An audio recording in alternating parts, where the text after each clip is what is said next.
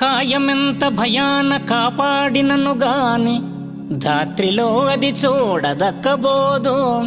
ఏ వేళ ఏ రోగమెమరించును సత్వమందంగజేయునే చందమునను.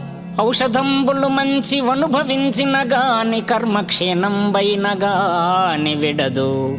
కోటి వైద్యుల గుంపు కూడి వచ్చిన గాని మరణమయ్యడు వ్యాధి మాన్పలేరు. జీవుని ప్రయాణ కాలంబు సిద్ధమైన నిలుచున్న దేహమిందొక్క నిమిషమైన. భూషణ వికాస శ్రీధర్మపుర నివాస దుష్ట సంహార నరసింహ దురిత దూరా. కర్మ తీరిపోతే కాయము ఒక్క క్షణమైనా నిలవదు. ఈ కాయము నిన్ను చేరుట ఖాయము.